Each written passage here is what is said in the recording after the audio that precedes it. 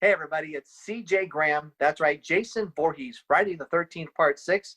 And you're listening to Breaking the Fourth Wall.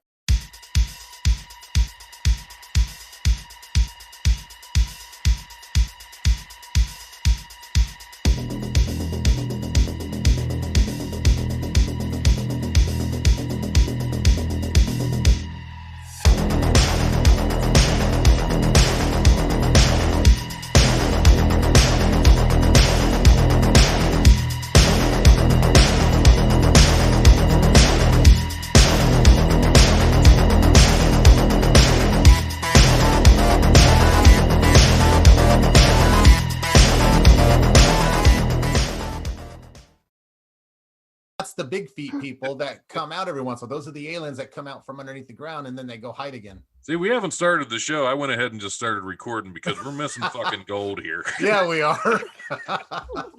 Well, you start Holy talking shit, what did I walk into? Oh, flat we're talking about Earth. a flat Earth, aliens that live underground in caves, and no-fly zones and Antarctica. That should cover it. You know, Chris, all the stuff they don't want you to know about. Yeah, right. I got a story to start us off anyway. We've already started. He's been recording already. I know, but I'm saying before we get into the news buffet, I want to get the serious shit out of the way because this burns my ass. This really burns my ass. Can I get a lighter? In Oklahoma, a fire major faces punishment after driving burnt patient to the hospital due to an ambulance delay. Now, basically, I could read it all out for you, but to put it simply, this guy saved a little girl from a building fire. Mm-hmm. The ambulance was like 45 minutes to an hour away, and this girl was severely burned. So he took her in the fire truck to the hospital, saving her life, and they are fining him and possibly firing him because, to quote the Oklahoma fire chief, it is not their job. Oh, that chief needs to be gone. Yeah. Fucking unions. Yep. I think they're based in Antarctica, so they just couldn't. Right. Exactly. They couldn't communicate their needs. They weren't allowed because we can't escape the Antarctic basin. There's more out there, people. But I mean, like, and it pisses me off, and my my stepdad, you know, who was an EMT for the fire department, you know, even he looked at it strange, like, how is it not your job? Your job is to save lives. That's your fucking job. That is literally your job. Yeah, and if I was him, I would be suing. If I got fired, I'd be suing, and yep. That'll happen.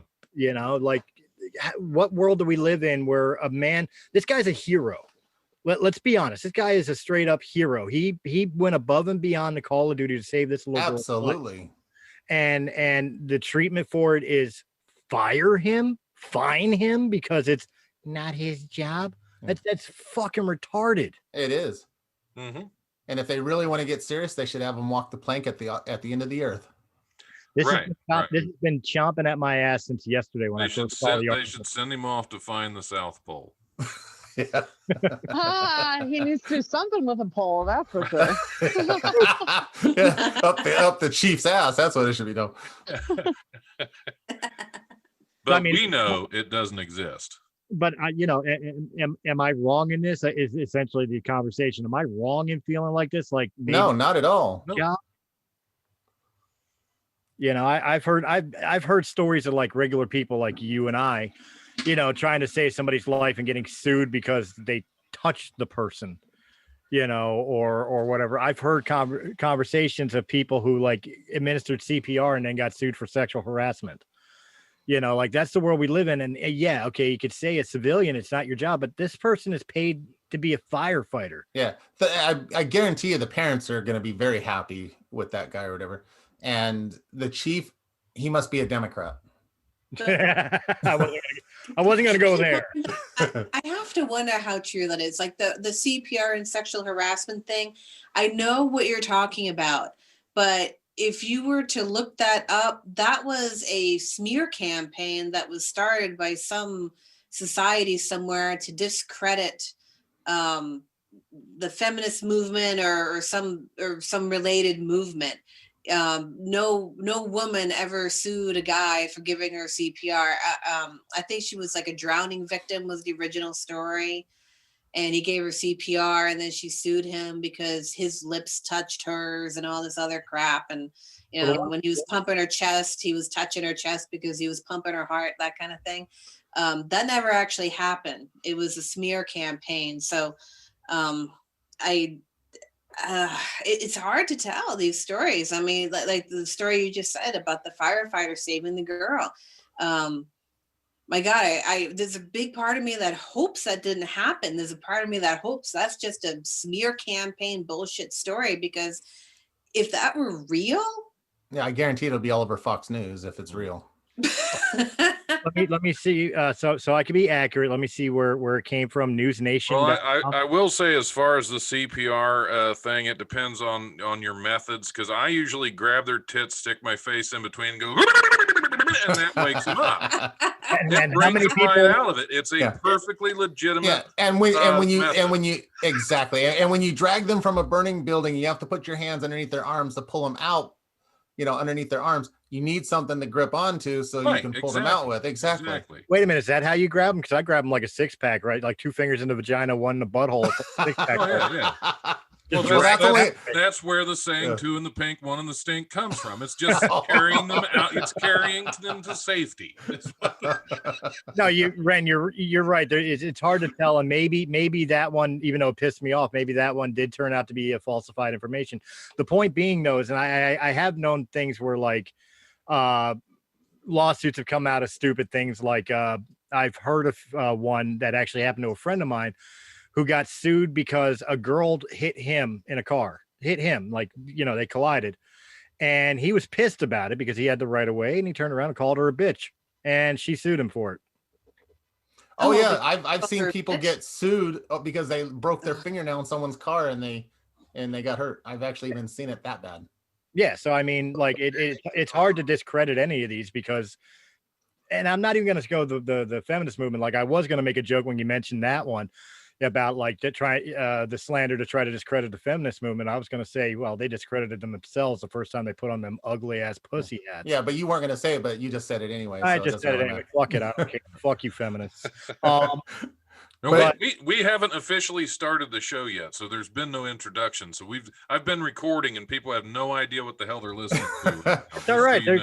You know what? So we've just been conspiracy theories, everything. So so welcome to the introduction. You already got the show going. Yeah, I just wanted to bring that up before we got into the comedy shit and everything else. And by the way, I don't mean fuck feminists. I mean fuck third wave feminists. Normal feminists who actually looked for equality and empowering women, I'm fine with. Dogging men is not empowering women. Fuck third wave. So before we get started, what do you guys think about the signing that Biden did about the gender issue? That if a guy thinks he's actually really a woman, he's allowed to shower with the women. You know what? As a person who has a 12-year-old daughter, the idea of a guy ever going into the now, understand, I've made this argument numerous times since the beginning of this whole entire fucking transgender movement. But he signed it and said it's okay. I know. I do not have an issue with somebody who is born male and decides they're female, or vice versa. I don't have an issue with that. Only if they go get the surgery. Even if they don't get the surgery, if that's their lifestyle, that's your lifestyle. However, and I stated this before, I'm not worried about a transgendered woman going into the woman's bathroom because they're going in there to use the restroom. I agree. I'm worried about the fucking sickos who are going to use this to their advantage. And say that, yep, that's it. Because they're the sickos that are going to go in there and do that anyway. So, right. But the law is so loose. The law has always been so loose of like, as long as you identify at it, I could literally walk into a female Walmart bathroom. And if anybody says anything to me, all I have to say is I'm transgender, and that's it. That's the end of your conversation. I can go do whatever. Conversation. Yeah.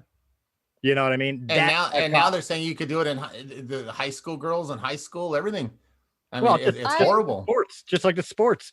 Women. Oh yeah, and that's the other thing. I don't think gender people could actually play sports. I don't think that would be fair either. Especially if you're a guy. On a track and field team with other women, the guy's going to outrun the women no matter what because of the leg strength. Well, Whoa, look at whoa, whoa. look at all the controversy said? in female wrestling squads, the college wrestling squads, where a transgender female dominated the competition because she was 250 fucking pounds and on Yeah. steroids. Yep. Anyway, this is Oh, a I'm comedy show. cross-gender, though. Sean Hannity's got his own show. Let's do this. Let's do this fucking show now because I don't give a Okay. rat's ass. Yeah, there you go. Well, we'll save that one for our common ground show. Bloopers. Right. Don't get Right? confused with which show we're doing. This is Breaking the Fourth Wall, not Breaking the Fourth Feminist. Oh God, there's going to be a fourth one. The fourth gender. It's Breaking the Fourth Gender. Wow. Wait, what are the other three? Owners No. of the fourth time. Oh, I know them. The fourth one is transgender. So the first one is male, the second one is female, and the third one is the news buffet. Absolutely. I am my own gender now. Gender What neutral? bathroom do I use? Please describe your own gender. That would be interesting. No. Oh my god. All right. Well, hey, we're going to talk about a third gender that we might not be aware of because it's blow-up dolls. A bodybuilder who married a sex doll has revealed she tragically broke just before Christmas. Yuri Tolochko from Kazakhstan is now waiting to see if his wife, named Margot, can be repaired in time for Christmas. We'll have to get an update, but Christmas in Kazakhstan is celebrated on January 7th, in case you didn't know. He told the Daily Star she is broken. Now, now she is being repaired. She's in another city. When she recovers, it'll be a gift for both of us. He did not explain how Margot had broken. Use your imagination. I'm not sure what would delay a wedding to a sex doll during a pandemic. I'm guessing her family wasn't able to make it, so they had to keep putting it off until they could get their flights in and all be inflated. They wanted to do it early, but it fell flat. Yeah. My question is that if they're unable to save Margot, would that be constituting like he's a widow or? Yes. Yes, because he legally married his blow-up doll. So Right, he- But 'cause- what if you could because just why not? replace it? What's that? Can't you just get a duplicate? Like, isn't there a warranty on this stuff? Like, This is a man's wife you're talking Yeah, about. come on. Crass, Serenity. Can't you just Okay, I'm replace it? sorry. I've tried replacing mine. It's not that fucking easy. Can you claim her on the insurance and get a Right. Yeah, can you Should've put been life insured. insurance on that doll? I'm assuming. I mean, they have a. Hold on a second. I got.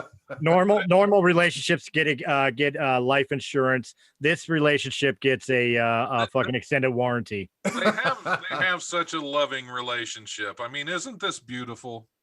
Which one's the sex doll? whoa. Seriously, that's a doll?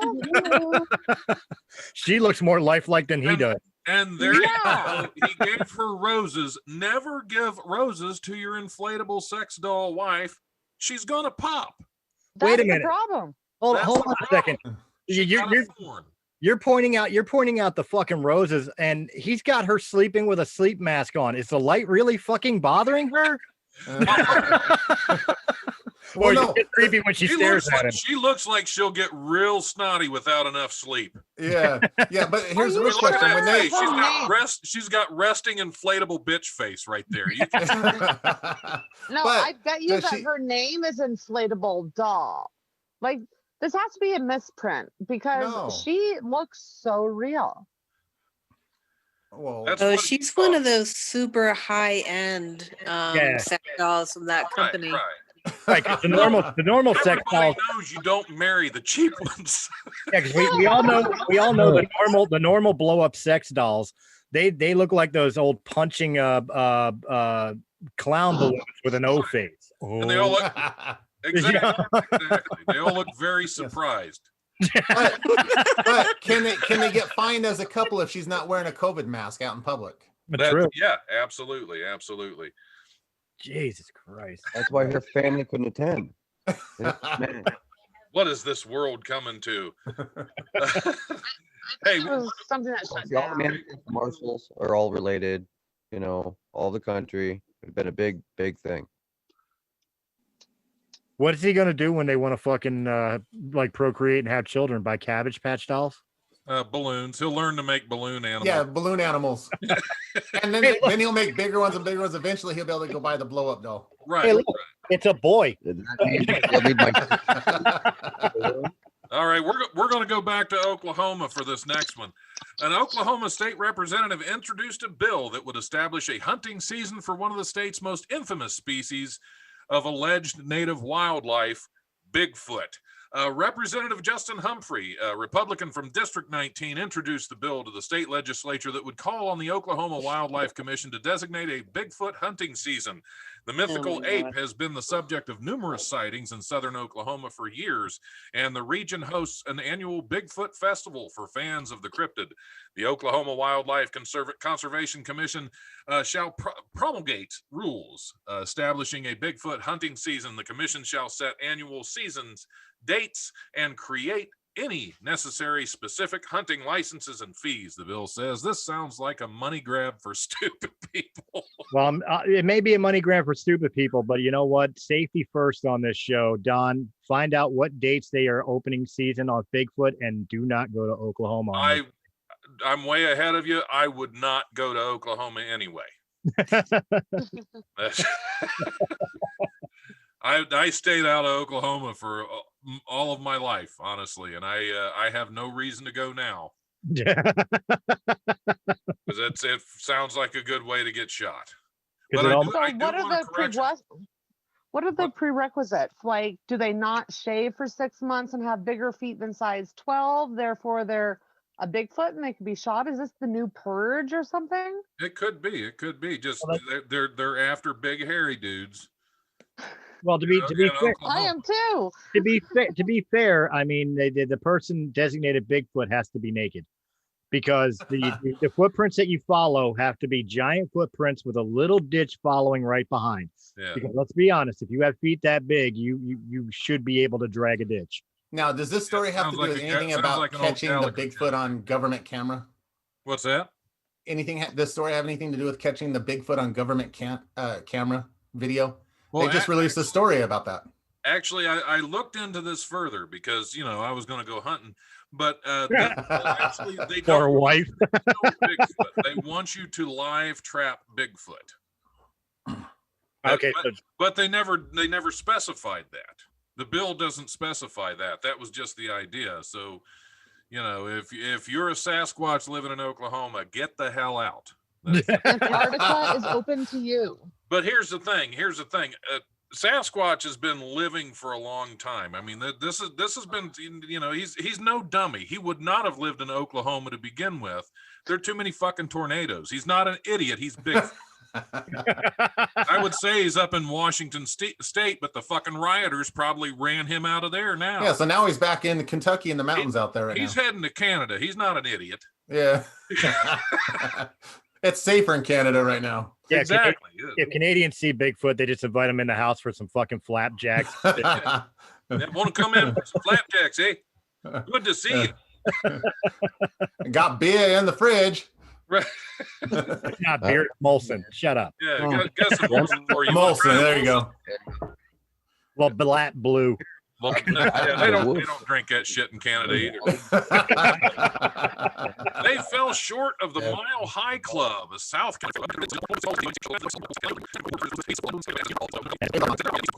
on Pornhub.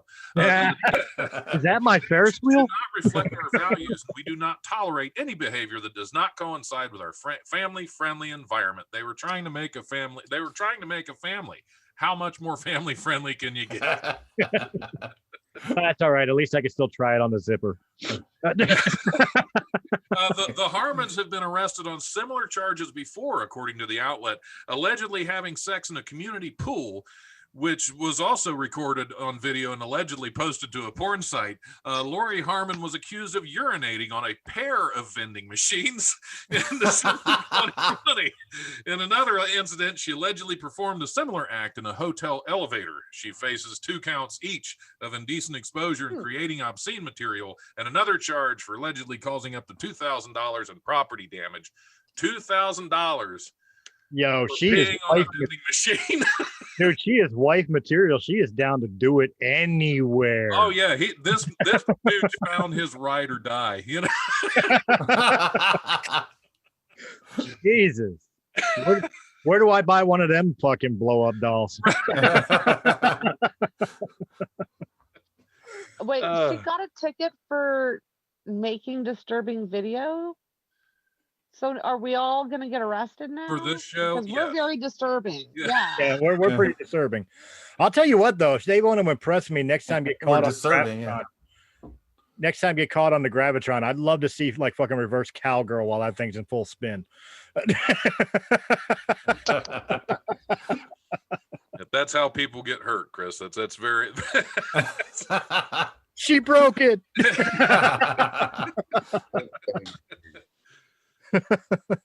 My God.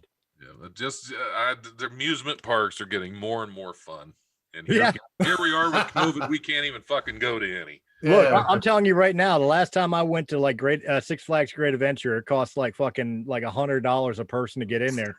That's money well spent if I could do shit like that in the fucking amusement park. Oh, absolutely. All right, we're going to go back up to Washington State in a place called Klickitat County. Click at that. Look at that. Yeah. Look at that. Look at that. Yeah, there you go. Walt Patrick slowly rolls a giant wooden spool-shaped cradle back and forth inside a human body is gradually being turned into compost, one of the first licensed natural organic reductions to be performed in the entire country. This is simply another option at a time when people feel they have no options, Patrick said. You know, death has intervened and changed to at least at Herlin Forest, a natural bear cemetery located north of the Columbia River Gorge in Klickitat County. Natural organic reduction has given them a second way to return bodies to the land. Basically, they can make you into compost now.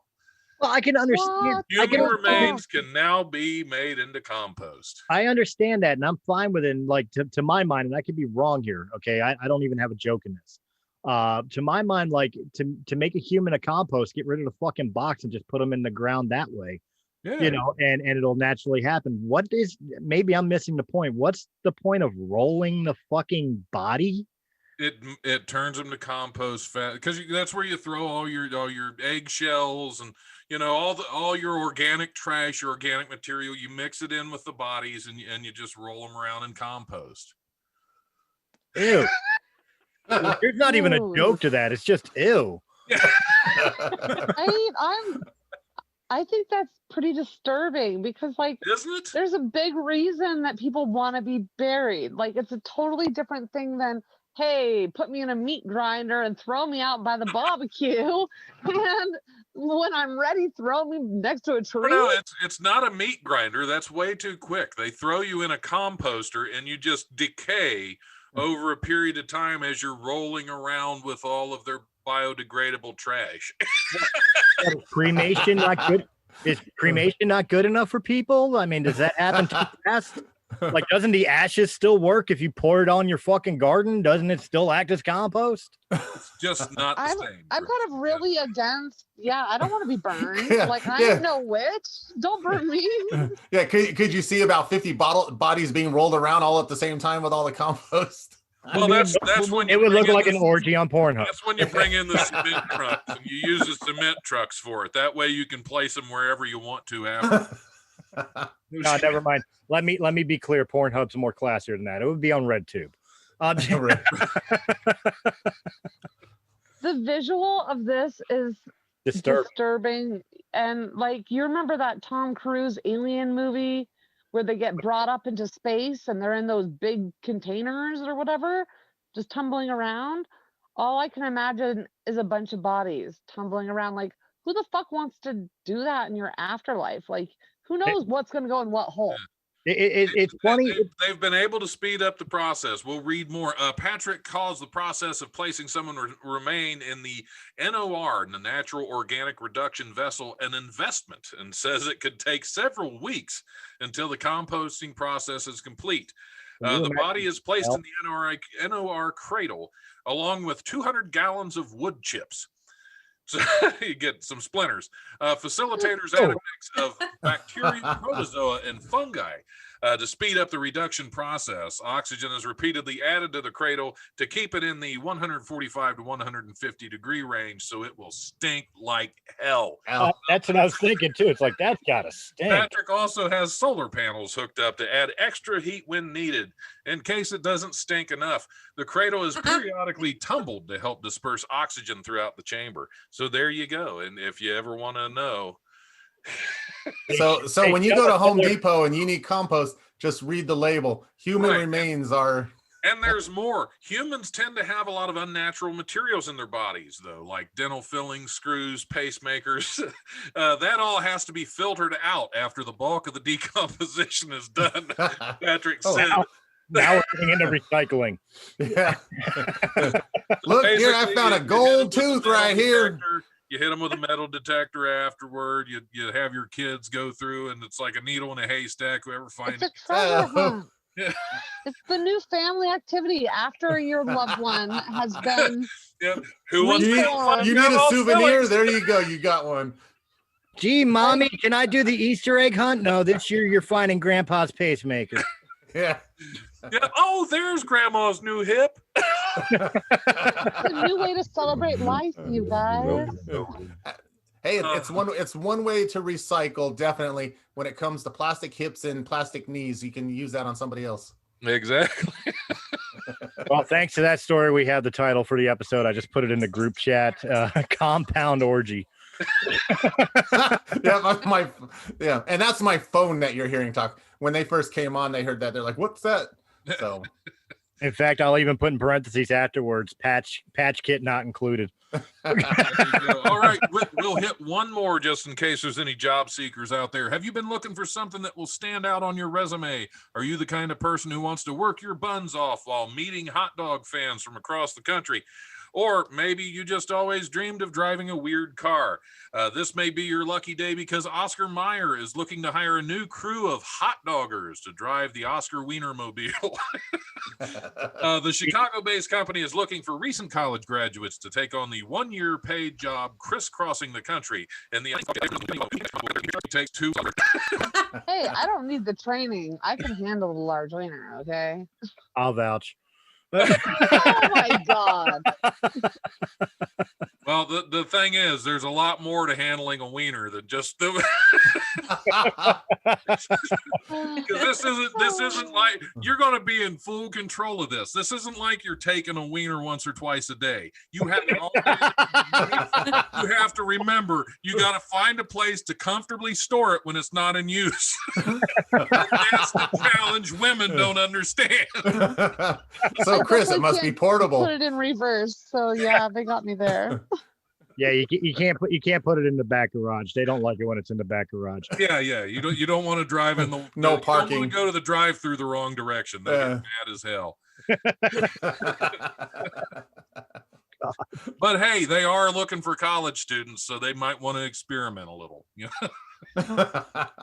Oscar Mayer Wiener presents Girls Gone Wild. That would be fucking awesome. Yeah, it would. First episode's at Six Flags Great Adventures. or Myrtle Beach Ferris wheel. Or Myrtle Beach Ferris wheel. God. To be fair, though, I've got to be honest. I think we did this one last episode. Did we? The Oscar Mayer Wiener. We covered our wiener last episode. Well, I do so many of these throughout the week. I don't remember what the fuck I've done. Well, you know what? We're talking about wieners. It's a good sign. I mean, if we're returning to the wiener, it must have been good. Exactly. It's always good to go back to the same wiener. Yeah, so there you go, Oscar Mayer. You weren't a one-night stand on breaking the fourth wall. Yeah. We took on your wiener twice. Yeah, and don't worry, we can place it in the bun too. I guess I should have thrown that one in with the compost. Sorry. Well, Mike, what do you think? You want to put the news buffet on Blind Cafe Radio? Sure, why not? You know. Yeah, can't get much worse. I guess. I think that's it for the news buffet. Since I'm recycling stories already, and I was trying to just find some really good ones, and I totally forgot we hit that one already. Hey, that's all right. We were talking about recycling bodies, so it fit perfect. There you go. we'll we never talk about we'll recycle the Wienermobile too. And you know what? It's fitting because we never talk about what hot dogs are actually made of. So That is for all we know, it could be compost. Yes. Years and years ago, I used to collect like weird pictures. I'd just take pictures of weird signs. Like when I lived in West Palm Beach, there was a Publix that the L was burnt out, so I got a picture of a Publix. There was across the street from that very Publix, there was a little like a strip mall, and it had a deli in there and a nail salon. And it always cracked me up because the sign out front just said Italian deli, hair and nails. And I'm picturing Fran Drescher like dropping fake nails in your damn food. But I had one, there was a cemetery right near my house. It was Polk Grove Cemetery. And they had a sign out there, it was an old wooden sign that said Polk Grove Cemetery. And it was right next to like a city facility where they were giving away mulch. So they just tacked the sign up on that wooden sign. So it said Polk Grove Cemetery, free mulch. So, so this thought's been tumbling around in the compost for a while, I think. Good God. God, that one still disturbs me. Out of all the stories that we've done on this show, the only one that I couldn't even come up with a joke for was composting humans. Like, why not? It's better than Soylent Green. Oh my God, this is why I don't agree with the Green New Deal. Jesus, fuck. All right, well, I thank you for paying attention to the news buffet again, and thanks for paying attention enough to realize that I did a story we did last week too. Because I think what rang my memory was like you presented it the exact same way last week about like, hey, you want a job? You want to drive a silly car? Yeah, that's how it was written. Yeah, so I was like, that sounds familiar. Well, it gives them another chance because I believe you can. I believe you can put in a resume or you can apply for that job up to like February 15th. So it's still there. Don't tempt me. Go for it. I will remote Breaking the Fourth Wall weekly from the Wienermobile. Yes. Perfect. I'm sure this is not the publicity they want. They got it anyway. That's it. All right, guys, since we finished up the news buffet and we do not have Chris Rudder here, I guess we'll move over to the after hours. And actually, I have one that I want to discuss, and it's something that for many, many years, there's a reason I'm dressed like a cowboy today. Yeah, I better change into my other hat. For many, many years, I have been a fan of some country music. One of the musicians I've always been a fan of was the musician Garth Brooks. I have just recently learned. Now, Garth is known. Let me preface it. Garth is known for when he goes live, when he performs live. Who? Some songs, Garth Brooks. He'll perform some songs with an additional lyric or verse that was never released on album, such as Friends in Low Places has an infamous third verse. Correct. I never knew. I just recently learned this week that the song Thunder Rolls has a final verse that is only performed live, and holy fuck, is it dark. For those that are not familiar with the song is essentially a guy is cheating on his wife and is coming back home during a storm at about 3:30 in the morning. The wife is at home, scared he might have gotten into a car accident or whatever, until he pulls into the drive. She rushes out to embrace him because she was, happy that he was home, that he wasn't hurt. And then she smelled the perfume of the other woman on him. And that's where they normally end the song, is that, okay, she smells the perfume, she knows. There is a final verse to it where after she smells the perfume, she runs into the bedroom, grabs a gun, looks in the mirror, and promises that he will never do this to her again. Like, literally, it's kind of open interpretation on whether she shoots herself or goes out and shoots him. But essentially, the final verse is she goes in, grabs a gun, and somebody's going to fucking die.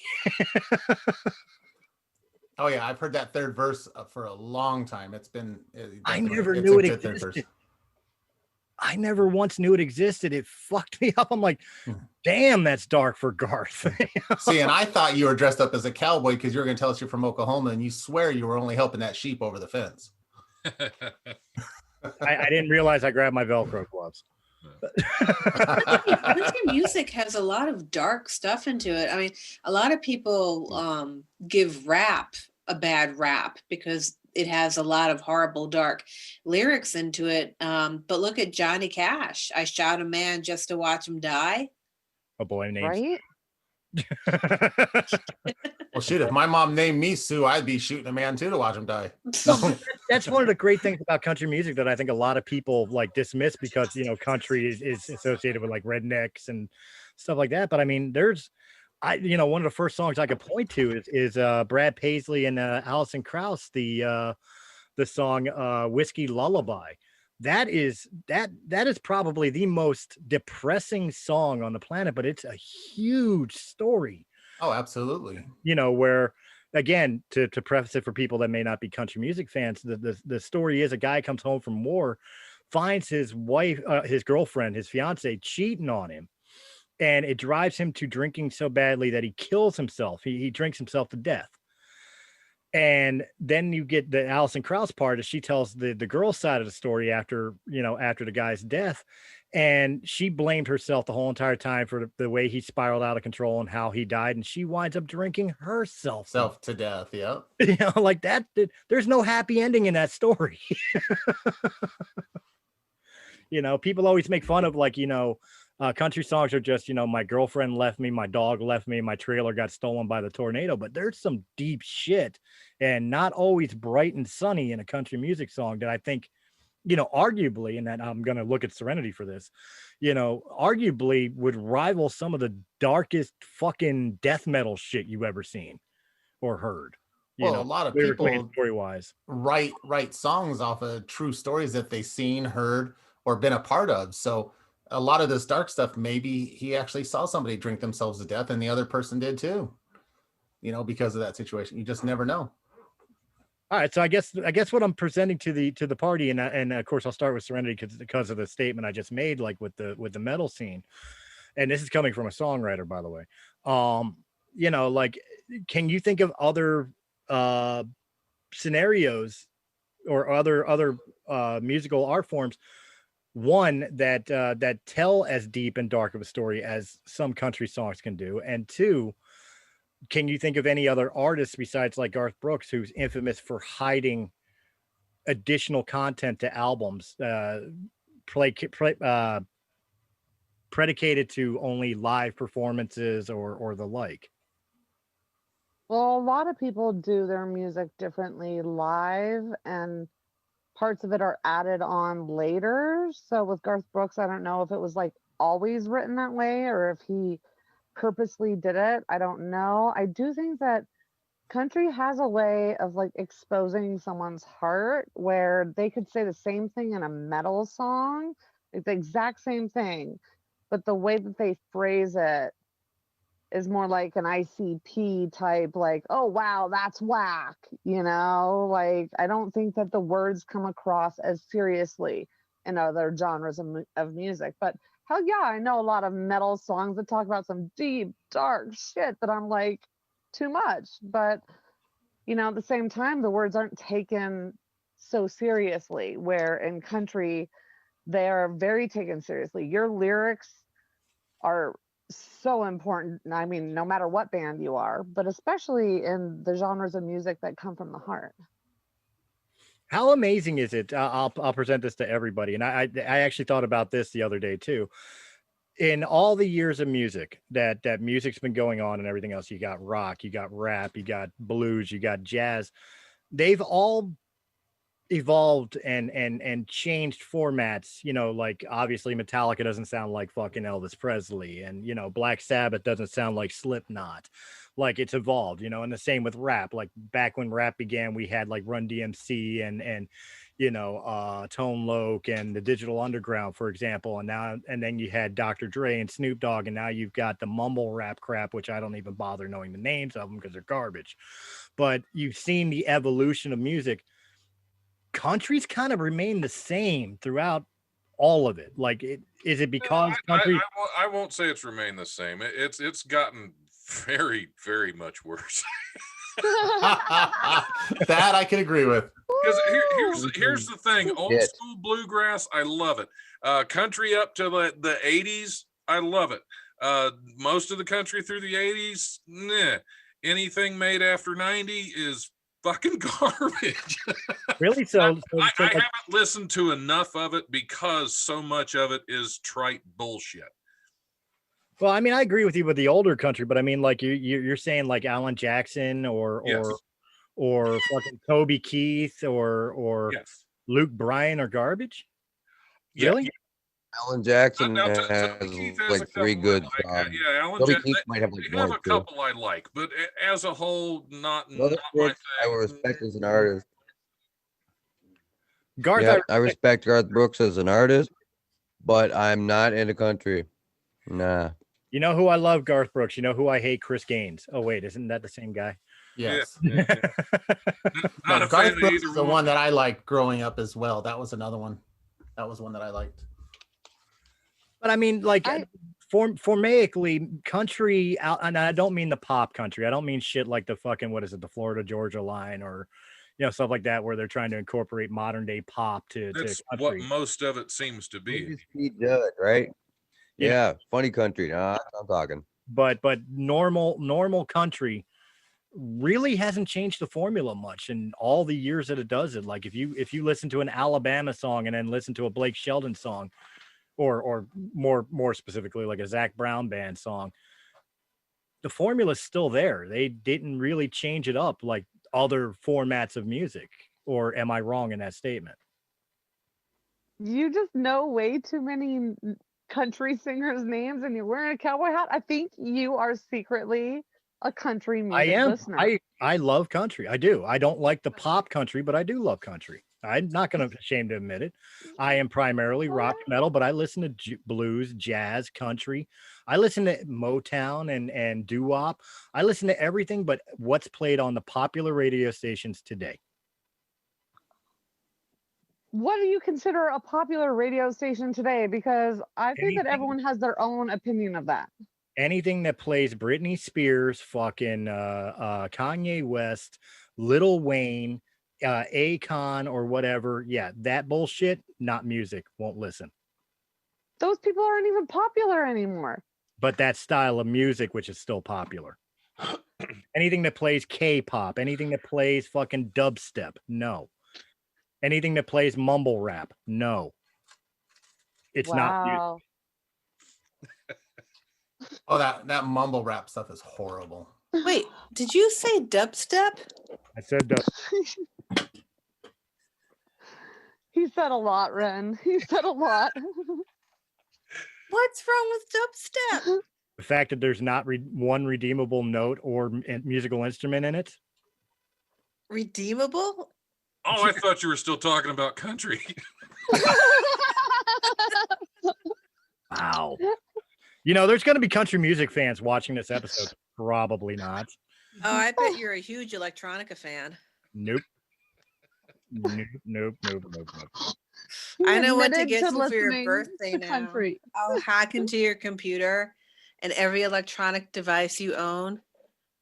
And the only thing you're going to hear will be electronica and dubstep, He'll all secretly that love it. stuff. Just leave my porn with my sex doll alone.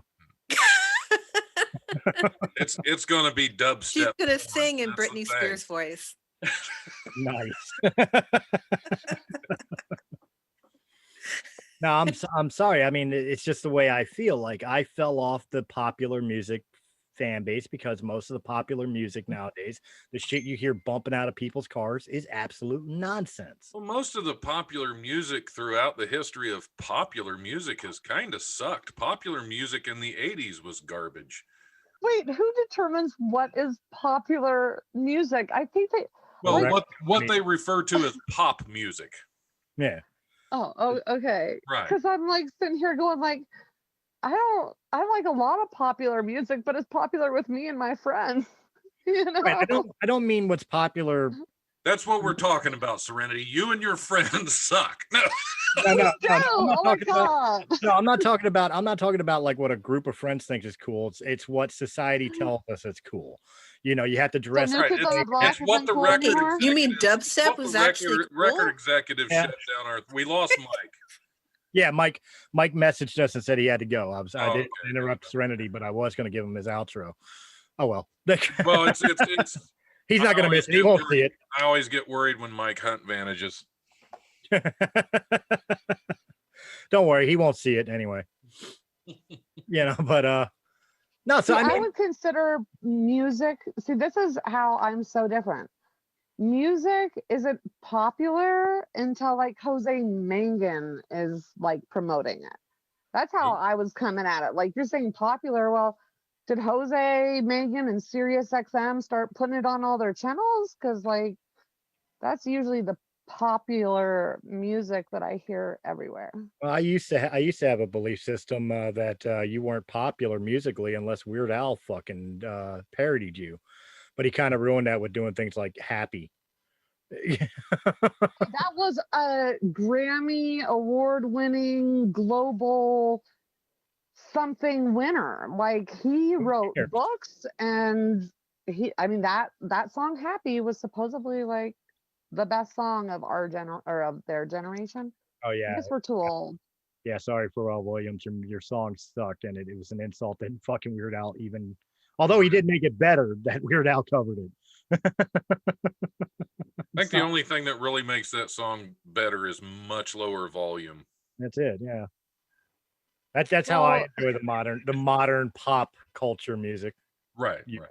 on mute. I loved Ren's comment earlier when she was texting. She's like, "I'm drinking wine and listening to the Who," and I couldn't help but go like, "Hell yeah, I want to be you right now." Yeah. And Oh, like, I drinking some saw wine that. in the And that store. was the Who is in HU, not WHO. So what Who is that?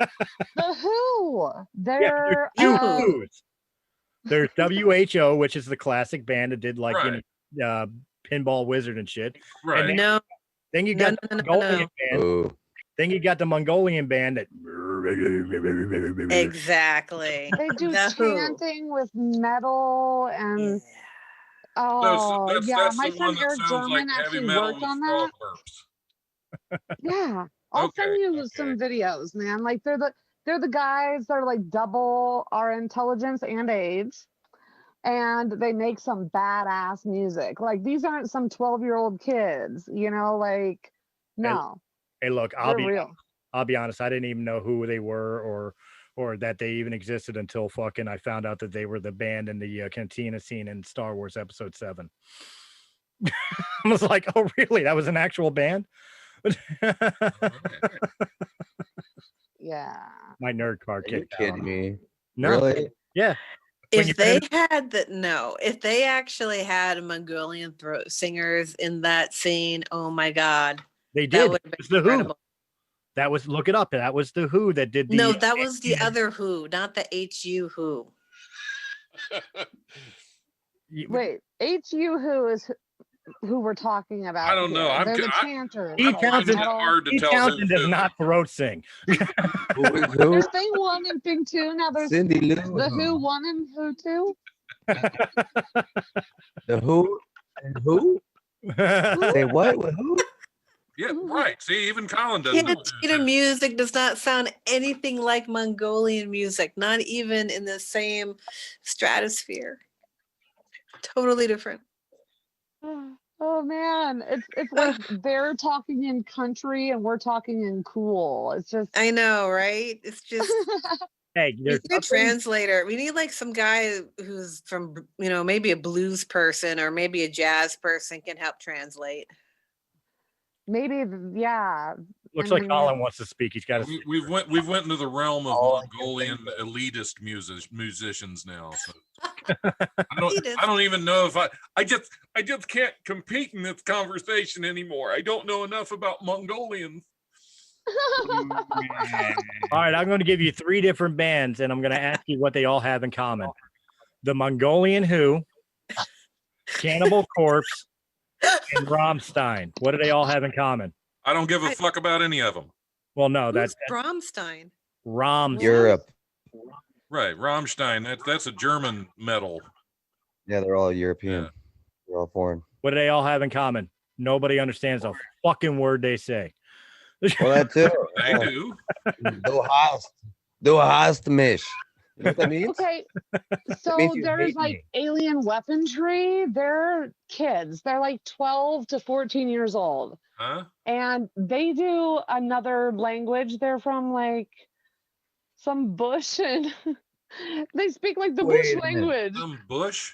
The only Yeah. reason. Just a random bush like the hedges? They're out. No, I can't remember the name of where they're from, so bush I'd of rather who? say that. The Probably bush of Australian. who? Any child born in the 70s came from a bush. Yeah, Back. bush dwellers. Bush dwellers. From Are the we talking about 70s back. Ewoks again? Hey, leave the Murder Bears alone. I would buy their album. No, but that's why I threw Cannibal Corpse in there, because they're an American band. You still can't understand what the fuck they're doing. The only got reason why something I there. know anything about that is that du hast mich means you You hate hate me. You hate me. you hate me. The only reason I know that is because I looked it up because it sounded something familiar in it because I took German when I was in junior high school. Oh, I thought you had a lot of Germans that didn't like you. Yeah. No. Well, no, it's like 0, 1, 2, 3, 4, 5, 6, 7, 8, 9, 10, 11, 13, 14, 17, 18, 19, 10. If I That's ever had You say taxes in jingle Germany, jangle? Ich habe Kopfschmerzen. if I ever have to Well, do taxes in Germany, remind me to borrow you since you know the numbers. Yeah. But nah. nah. That's the extent of what I can remember is how to count up to 20 in German. Yeah, Colin, I can't see you speaking German because you're too laid back. You don't have that anger that it takes to really speak. Ein, zwei, drei, vier, fünf. That's Awesome. that's the Deutschen anger you need. That is true. I mean, even I love you sounds fucking angry in German. Yeah. You know, but No. does anybody remember the rumor going around when nobody understood the lyrics of Du Hast that there was a rumor going around that it was secretly a blueberry muffin recipe that he was singing? Oh, there was so Who? many rumors, but my dad speaks German, so I just had my dad translate everything for me. Because they put the like stuff on paper. Like you could translate that shit. It was pre-Google. Okay. So you couldn't just Google translate it, but yeah. So yeah, that's what I had for After Hours. Is I just wanted to talk about like hidden verses in songs. Really, One of my favorite hidden verses in a song is Leonard Cohen, the song "Hallelujah," that gets played everywhere and everybody redoes it. And that I've heard it played in churches, which always cracks me up because until you hear the hidden verses of that song that he only does live, you don't realize that song's really about an old man trying to get laid. What's the hidden verse? I've never heard the hidden verse. There are several of them actually. I'm trying to think of the one. It's but what? How does it start? You always used to let me know what was going on below, but now you never show it to me, do you? That I've heard that version. Even because it was a live version. Yeah, it was a live show where you heard that. Yeah. Okay, but the original recording didn't have that verse. No. Okay. No, none of the original Leonard Cohen recordings had that verse, and none of the ones that tried to remake that song had that verse in it. Jeff Buckley didn't do it. I don't believe so. No. Wow. I mean, I haven't heard every single remake of the millions of fucking remakes that song had, mostly because most of the remakes of that song were shit. I still think, as far as remixes, I guess we could kind of have that conversation. I think as far as the song Hallelujah, out of all the different remixes or covers I've heard of it, and I know I'm going to catch shit for this, I think the one that did the most justice to it was Bon Jovi. Granted, he's never done it on album. I haven't heard his version, so I can't say. He did an unplugged version for MTV's Unplugged, and it was pretty fucking good. You know, like forget the fact that it was Bon Jovi for a minute and just, you know, listen to the song itself. And it was done very tastefully. Oh man. I'd have to say Bad Wolves remake of Zombie still makes me cry. Oh man, that song anyway is just Well, They did. That's my hands down. I think they probably remade the best version of an older song because Justin Timberlake's done it. I mean, everyone's done it. But the Bad Wolves still hits me in the heart. Like that one was amazing. Oh, well, if we're going there, I'm going to take that and raise you one Disturbed, Sound of Silence. Hell yeah. Oh my God, you're right. Oh, I'm gonna take that and raise you up one and use Johnny Cash doing the cover of Hurt, to where even Trent Reznor of Nine Inch Nails turned around and said, "It's not my song no more." Oh yeah, Johnny Cash did a way better version of that song. oh, all those are amazing remakes, but I don't think I could put them in an order. Like they would all be like the top of the threshold, like Candles, all equally up there. I couldn't put one above the other. Can we talk about the elephant in the room, the one hit wonder band that the only hit they had was a phenomenal cover of another artist, and that would be Alien Ant Farm and Smooth Criminal. Look, that rendition was fucking phenomenal. Yeah, it was. I will agree. Who remembers the band? That's the only song I listen to him by. I mean, Yeah, you know. true. There you go. Who's got to do a rendition of an old classic song? Like, I don't know. Get them to do "My Ding-a-Ling" by fucking what's his face, Chuck Berry. Make the Who do "My Ding-a-Ling." I want to hear their rendition. That's like making Marilyn Manson do "Twinkle Twinkle Little Star." He's done enough of them, hasn't he? Manson's done a lot of different covers. I mean, again, we're talking about covers that may be even more popular than the original. You got to talk about "Sweet Dreams." You know. Oh my God. Oh, I love that song. You know, the original Sweet Dreams is okay, but Manson's version of it, oh baby. Well, that's exactly it. But he's also done like what is it? Heart-Shaped Glasses and Tainted Love. He's done covers of those. Not as good as Sweet Dreams though. Yeah, I think Sweet Dreams is really my favorite song that he's ever done. Even more than his normal stuff. Yeah. Well, I mean, don't get me wrong, you know, I absolutely love metal and I love the darker metal, but it's gotta, I don't know. Well, it's gotta have, is Sweet Dreams better than Cake and Sodomy? That's all I want to know. It was the first song I ever heard by Manson, and yes, it pretty much is what you're envisioning with that title. Yeah, well, he certainly he's a very smart man, and he knows, especially back when he was making a name for himself, how to get people's attention. And being completely outlandish, like riding a giant pig in the movie videos and all the weird imagery that he used, it certainly got him attention. Oh yeah. But he's very intelligent. If you listen to his the interviews they did with him, and you know, the funny thing is he said he didn't even really want to be a musician growing up in high school, and that he just would scream in a mic and bounce around on stage having fun and being goofy, except that people really liked it. Well, he was somebody who definitely understood that even bad publicity is still publicity. Oh yeah. He rode the Christian coalition who was trying to get him banned. He rode, you know, it broke his heart, but he rode the fucking Columbine shooting where it was being when it was being reported that the kids that did the shooting were wearing Manson shirts, so it was proof that Manson fucking influenced them to go shoot up the school and all that. You know, he rode those bad presses, and it arguably it made him that much more popular.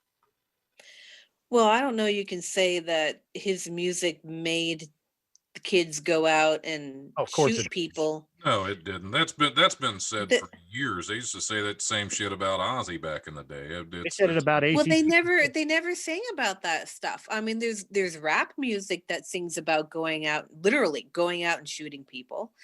But Manson, and I've listened to quite a bit of his music. I can't recall him singing about going out and shooting people. Well, Now, so I don't know gun. what. Look up the song "Get Your Gun." Off his first album, Portrait of an American Family. Look up the song "Get Your Gun." He kind of does.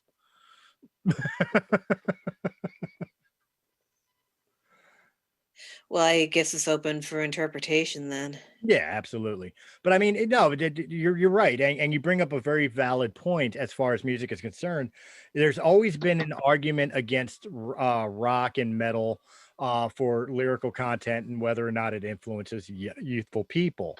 AC/DC, Ozzy Osbourne with the Suicide Solution song, and all that. And it's always been proven improper and incorrect, but not one person's mentioned ever gangster rap, where kids were literally emulating those artists and the lifestyle that they were projecting, which led to violence in neighborhoods, gang wars, overexposure of drug use, mistreatment of women.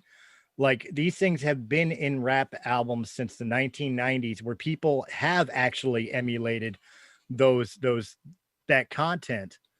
Nobody says a word, but rock and metal, they have one word in it that sounds like it could be sacrilegious or whatever else, has always been the sacrificial lamb to the elitists that want to be like, oh, that's horrible, you can't do that. Well, it's the same argument regarding violent video games. Oh yeah, exactly. Well, yeah, you always got to have a scapegoat for when shit goes bad. So the other day I was looking up whether or not Paul McCartney got the COVID-19 vaccine. Long story, but I was looking it up, okay? And then I got down some weird rabbit hole of like rich people and all kinds of weird stuff. And I found out that Kanye West is the number 4 richest man celebrity. This Wow. is the richest celebrity in the world right now. Number 4, Kanye West with $3.2 billion. He's actually richer than Donald Trump. Yeah. Donald Trump is number 5. And it's literally like 0.1 billion difference, according to this. He's number 4 richest celebrity in the world. And George Lucas at number 1, $6.5 billion. I don't know if this is accurate though, because wasn't it reported a long time ago? I know, but Oprah, who you have in number 3 spot here, used to be the richest woman, but I think like the richest celebrity person for the longest time was wasn't it like Beyonce at one point? Maybe at one point, but she ain't doing so good now. Okay, I was just wanting to see, like, I looked it up for China, for Europe, like all the richest people in China. Like, the richest man in China it is a man, but he has like 44 point something billion dollars. And then I mean, like, that's crazy. Which That's dwarfs 44 billion. Which dwarfs Well, George Lucas. these are celebrities. This isn't the owner of Amazon. The owner of Amazon's like so stupid rich. He's like $68 billion. And how many people do we have on this planet? Well, the funny thing is if this is accurate, George Lucas is the richest celebrity in the world right now. How did he get that way? Very simple. He sold his franchise to Disney, and he still held on to all the merchandising rights and royalties. So he's literally sitting at his house, drinking a beer in his underwear and rolling in more cash than any of us will ever fucking see. And thank you for doing it with Disney, because you have doubled my actual income. Because once he joined with Disney, Disney went up too. Okay, so thank you. I will be building another house onto this house someday because of you. Yeah. The force will rise thanks to George Lucas, and so will my house. Okay. Solid foundation, man. It's funny No, though. I saw that. That's crazy. Wait a minute. Number 9 is David Copperfield, the magician. Is he even still performing? I think so. I think he has a contract in Vegas. Damn, Paul, you should feel bad. Maybe you should eat more meat. You'll do better. Fucking Michael Jackson's dead and still making more money than you. Right? Poor Paul. He just put out a new album last month, the end of December. I mean, like, I haven't even heard anything about it. I'm kind of like off social media, I know, but like, I still have my friends in entertainment, and I have heard not even one word about how Paul McCartney just put out a new album. Because nobody cares anymore. Yeah, I was going to say that might be for the best. I care. I want to know if it's good. Well, you're a true fan of the Beatles and everything else, but most everybody else, that like after the Beatles broke up, they didn't give a shit. Like, is there really that many Wings fans out there? Well, yeah, the talented songwriters of the Beatles are both gone, so Yeah. we just I have Paul agree. and Ringo, and Yo, It's don't even bring basically- up Ringo. Don't even bring up Isn't it Ringo, because It's just Paul McCartney music. like just- I'm not a huge Beatles fan. Like, I respect them as artists, but I don't think they're the greatest band in the world. But I know in my heart of hearts, and it's gonna piss me off to no end, we lost John Lennon, we lost George Harrison. We're gonna lose Paul McCartney and Pete Best long before we lose fucking Ringo Starr. Fuck that asshole. Serenity knows why I hate that little fucking prick. Okay. I have to agree that he was cool for a long time, but then he was ass. We'll say that. It doesn't matter because Keith Richards is going to outlive all of them. Yeah. and Keith Richards put an album out not too long ago. Dude, I'm telling There you, we go. It was actually pretty good. Cross-eyed Heart, I'll tell you what, not a bad album. you give Keith Richards a vial of the COVID-19 virus, he'll fucking smoke it, and in an hour just take a fucking blood sample and we'll have the cure. Well, yeah. How the fuck do you think they got the vaccine? They took some of his blood while he was passed out. They just can't quite duplicate it, or we'd all live forever. They don't want to give us the whole thing, you know.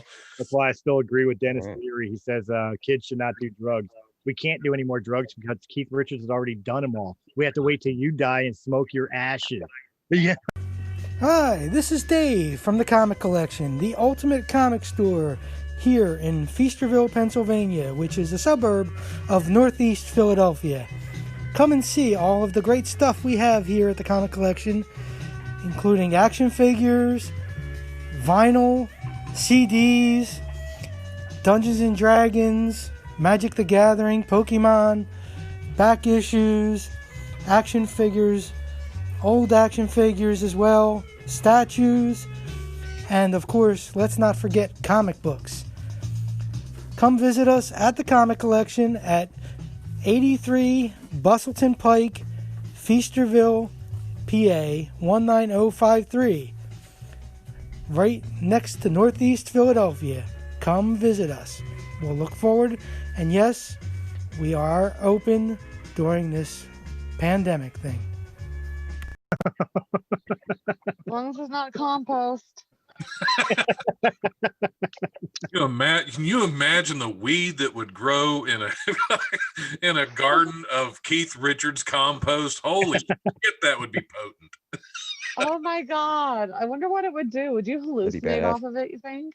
Can you imagine it's growing, and as it's growing and popping out of its buds, all you hear is guitar music? Yeah, that's probably all there would be. It's just Hey, you know, the patent for that, we should come Awesome. up with it, because I think somebody is probably going to steal that idea. Like, come on, that's crazy. Well, you cool. guys are more into weed than I am. Isn't there growers out there who actually swear by playing music to their plants to increase their potency?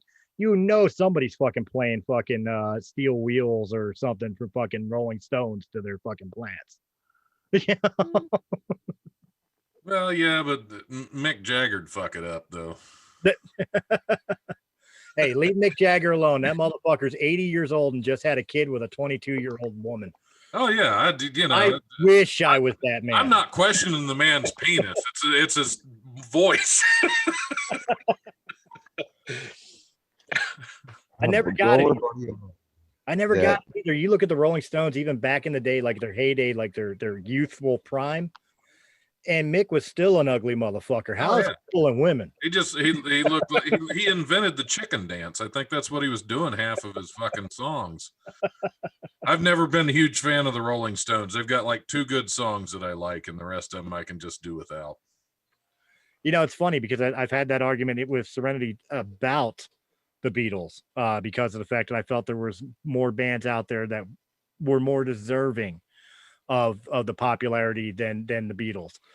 Personal opinion, but there's always been bands that never got in my opinion, the recognition of a lot of the other popular bands anywhere. Like you know, as an easy example, I would point out like how Metallica is the greatest metal band in the world, but a lot of people would still argue like Megadeth was better, for example. Because Megadeth is better. So that, other than that, you know, right. But for example, I get your logic, but you know, Megadeth is better. So well, it kind of fits into my point. Like people talk about the Rolling Stones and the Beatles, but what about bands like the Animals? Yeah, they put out phenomenal shit that nobody paid attention to except for one song. Yeah, every now and then you get a band that just gets grossly overrated, like Led Zeppelin.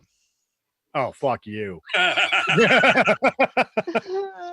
There was a thing in my last band. They have good songs. I'm not saying they don't. I'm just saying they're not as fucking great as everybody makes them out to be. In my last band, we had a saying whenever we stuck on a guitar riff or a guitar solo, and my guitarist would get frustrated, and I would just remind him that the guitar has 22 frets and standard it has 6 strings. So there's only so many chords or riff combinations you could do with that limited amount of numbers.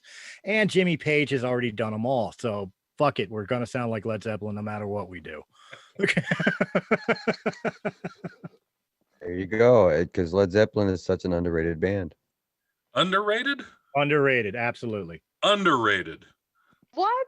Holy fuck, that's the first See, there you go. that one. Am I still talking to the flat earth guy? Yeah. All right, you know what? We're going to keep after hours going because I jumped into this conversation late. So you guys might get a little repeat part on this on the broadcast, but I want to know what is up with having the conversation about flat earthers. I thought that conversation ended a long time ago. Why was it back? Oh, no. I interviewed a guy this afternoon on the Life Radio show. The interview is coming out Friday. It was actually it was an interesting interview. He calls himself Flat Earth Dave, and he hosts the Flat Earth podcast.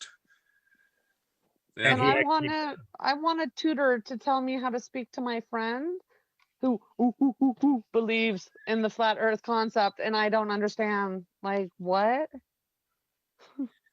So he's one of those people that believe that it's a conspiracy theory that the world is round. We've never gone into outer space, and the projections that you can literally go to on YouTube right now from fucking NASA, from satellites. That's all a cover up. It's all a cover up. That's all CGI. That marble spinning there. A cover up. That marble spinning in space right now. Literally a marble. They spare no expense to keep us in the dark. That's literally a marble on a string spinning, belonging to the guy's fucking child, against a black fucking blanket backboard. Right? That's exactly. I'm not one to talk bad on guests, but idiot. I'm sorry, idiot. Fuck. Okay. It was an interesting conversation. Listen to it. It was. I mean, I'm gonna have to listen. It's all hokey, but you know, it's like, what was your impression? Was he just being like a troll or a smartass, or does he really believe what he's saying? He fully believes what he's saying, and he has what he thinks is evidence. What's his evidence? Well, wait, no, don't tell me because I don't want to run the show. Yeah. I had to think about it a second. It's like, no, it hasn't released yet. Don't tell me. I wait for the show to release. No spoilers. Yeah. It was a good interview. He was an interesting guy. He was respectful. I was respectful. I mean, I'm not gonna invite a guest on and then crap on him. That's kind of rude. But no, it was a good conversation. Sometimes that's what the fans want, though. I mean, I took a lot of heat for being respectful to a murderer. Which one? Lisa Bagby. Oh yeah. I had a fun interview with her. I didn't get no flack for that. I got flack on YouTube from it. Go to that interview on YouTube, man. Fucking people were like, "How are you being nice to that fucking murderous bitch? You fucking condone what she did." And I'm like, "Yo, all I did was be respectful." Right. Well, see, if I have fans that get shitty with me about being respectful, I don't give a fuck if they listen or not. See, that's the great thing about my show, especially since I don't actually have sponsors. I don't give a fuck. I do my show for me. The Life Radio show is my show. It's not, it's great that I have listeners, but if they all went away, I'd still do my fucking show. Kind of how I am with Breaking the Fourth Wall Entertainment, and we did have sponsors. Right. Well, I did have sponsors too, but then I think you screwed it up. No, I'm kidding. Yeah, totally me. It was totally me. I had the nerve to ask for the second month's payment. Yeah. How dare you, sir? Yeah. But neither here nor there. But yeah, it wasn't my fault. And in the end, all of it's none of my fault because it was the network we were a part of who built us. When you just remember that the Earth is flat and we're all in the Antarctic basin and we're not allowed to travel beyond the Antarctic, you've read those books of the stories of the Middle East where they're trapped in an area and the law won't let them go outside a certain area because then they'll learn the truth about that's where we are. But literally, this guy's whole thesis is we're living in the Truman Show. Right, exactly. In fact, he brought that up on the show.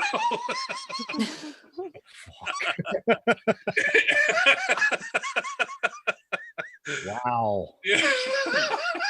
Like, couldn't you pick a better fucking Jim Carrey movie to base your opinion on? Like, even Cable Guy would have been a better choice. Fuck.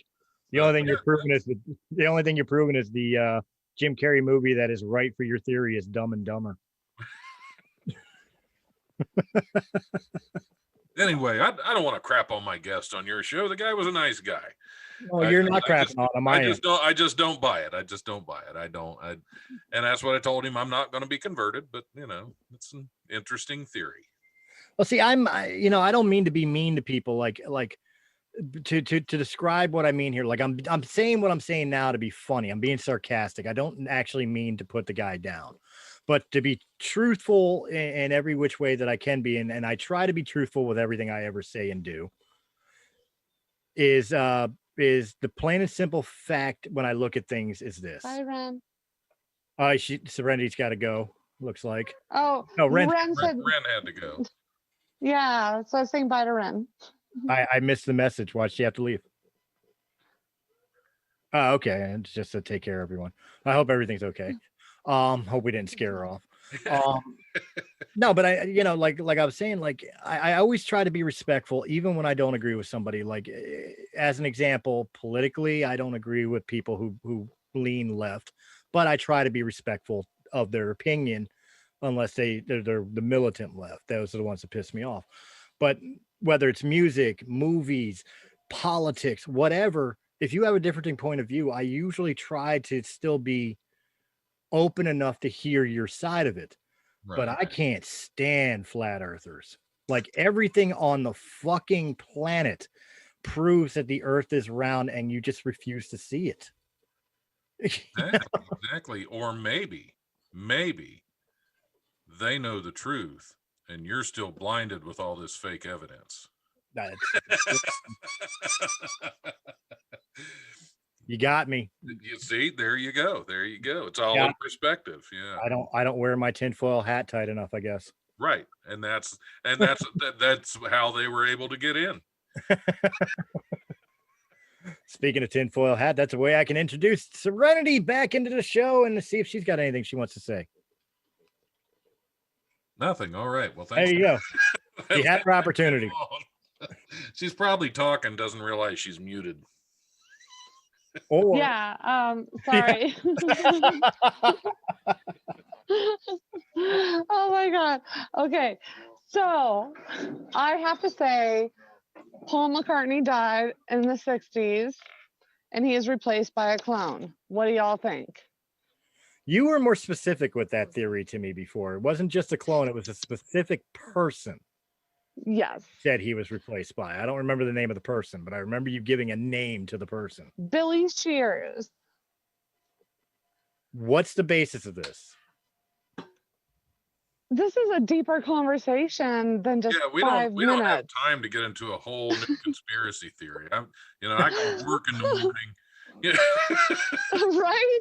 That may be we've one already, we've already covered a lot of conspiracy theories like flat earth and country music is good. I don't think we have another conspiracy that we can cover. No. Hey, fuck you, I like country. Well, I guess we're going to be ending the episode on this because we lost Colin again. Well, he might be back. He hopped out once before and then came back. So I don't. Yeah, the computer froze. Yeah, because we still got to get our after everything we've been through on this show, we've got to get our positive Colin's corner out. Yeah, we I mean, we got to save our souls a little bit. Yeah, just to get a little bit of good karma going our way.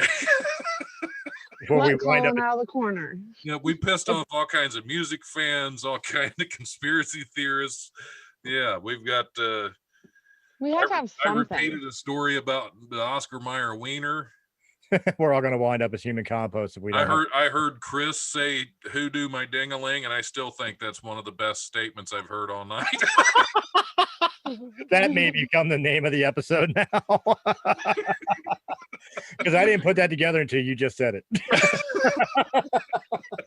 When it came out of my mouth, I never comprehended that came out until you just said it. Who do my ding-a-ling? Sometimes you just got to hear it again. Well, we might not have Colin coming back. He might have decided. Did he send us a goodbye note? I don't think so. But I will say this much: I will know that was a great quote if Don uses it on his stand-up routine. If I get a video from Wiley's of Don up on the stage yelling, "Who do my ding-a-ling?" then I know I made it. Okay, I guess Colin's laptop froze. So that was the last time he jumped out. Oh, that was the last time. I must have done it again. Yeah. Well, we'll give it a couple minutes. We're going to stall for time here, folks. We're stalling for time, and we're going to talk about who do my ding-a-ling. I don't know that I want to talk about your ding-a-ling for a few minutes. Well, who do your ding-a-ling? It's been a while since anybody's done mine. How about you, Serenity? Anybody do your ding-a-ling? I am offended that you would even think about me having a ding-a-ling. I've known you for 2 decades. Yeah, I know you got a ding-a-ling. It's in your top dresser drawer. Comes with batteries and 3 speeds, slow, medium, and who needs a man? Everybody has a ding-a-ling. It's just some have an any, some have an outie. Dick. It's a mangina. Right. Ding-a-ling is a it's a transgender it's a transgender statement. It's Right. It's what am I thinking? Ambiguous. Jesus Christ, am I gonna have to throw a fucking warning at the beginning of this show now too? The views and opinions of the show are not actually views and opinions. We're just talking. Yep. How the fuck am I losing listeners on my show by being on this show? That's And somehow we're gaining. Figure. Don's better on this one. You got to check it out. Yeah, that other one, he has all that FCC shit to worry about. Oh my God. I will say this much. It's a shame Mike's not here for me to confirm with him on, but he just got done telling me today that he is set up with another podcaster who is doing really well for themselves. I'll just put it that way. And he's going to be sending me a commercial, which I will be playing on this episode for you guys, professionally done. And in turn, this guy is going to do a professional commercial for Breaking the Fourth Wall Entertainment. so that we can start throwing it out on people that we associate with and on this guy's show as well. And hopefully that will help generate a lot more interest in us, because we all know a professional commercial will get them here, but our unprofessional stupidity will keep them here. We can hope. We can hope. So after I get done editing this episode, I actually have to come up with a script for it to, because I'm not doing the commercial. Right. I'm just writing the script, the bullet points and shit like that. They are going to do the commercial, so it's going to be some random voice that we don't even know giving the commercial. Get with the Melissa on that. Go to Melissa. She could get that done in a day. Just saying. So, and Mike was like, "Well, don't you already have a commercial?" I was like, "One, I don't know how professional it is. Two, it's fucking Realm of the Mist Entertainment. We ain't that no more." Like, I'll have to get the Siri robot voice to cover up Realm of the Mist. We here at Breaking the Fourth Wall Entertainment are dedicated to. Okay, so I do have some hopeless thing I have to discuss with you guys. All right. Who's gonna hook me up with a watermelon Mountain Dew? You really want me to mail you a watermelon Mountain Dew? If I can't find one, I'm never gonna forgive myself. Like, Oh, it's good too. It is really good. see, you're just making this even worse. Like, No, if I wanted to make find it worse, out. I would point out to you that when I called you to tell you I was going to be late for the show, I was sitting in a Wawa parking lot, and right next to the car where I was parked, right next to the car, was an advertisement for the fucking soda you were complaining about. Okay, I keep seeing these advertisements, but I've went to 8 stores and none of them have the watermelon Mountain Dew, and they all tell me that, you know, other stores will have it. I called around and no store freaking has it. So Have you gone? I am on. Yes, that was the first place I went. Well, first, second, and like 5th place that I went. But no, I cannot get a watermelon Mountain Dew. I've downloaded a few apps and I can't get a watermelon Mountain Dew. Like, what are apps good for nowadays? I was If you gonna say, can't get the one thing. They have an app to track down watermelon Mountain Dew. That is a very specific app. Look, I will still make the argument. Like, I don't care about the watermelon Mountain Dew, although it is good. It is good. I'm keeping that out there. But Pepsi, if you ever listen to this podcast, bring back Crystal Pepsi permanently. Oh yeah. Fucking, that was the biggest problem with COVID this year, is they didn't re-release Pepsi, Crystal Pepsi during the summer like they normally do. Just bring it back permanently. You know, you have a good point there. Clear that Yeah, fuck, I know it was COVID. COVID blocked the Crystal Pepsi. Is Colin back? Yes, he's back. Yeah, he's back. We should hop into Colin's corner now and get those karma points back. Yeah, before we lose them again. Unless you guys have a Mountain Dew for me. Thank you all for listening to my Mountain Dew rant. You know, it'll be phenomenal is on the website or on the email or even on comments here, somebody's going to be asking for Serenity's address just to send her Mountain Dews. I just want one, please. Yeah, I wouldn't trust that. They're probably wanting that for something else. They're not going to mail you shit. So just if you have some weird random fan that's a stalker, that's not somebody wanting to give you Mountain Dew. I am not a stalker, by the way. You're out of milk. How did you know? I drank it. All right, well, time for Colin's Corner. Colin. Wow. All right. There he is. That's all that. I'm yeah, funny. Yeah, well, first off, I want to say thank you for the entertainment, Chris. I love your hat. And that cat behind you earlier, I seen him with his foot straight up in the air. I know what he was doing. I don't know if we're gonna get in trouble for that. Right? It was totally. I'll see. I know you did. I saw that shit. Yeah, bad kitty. Anyways,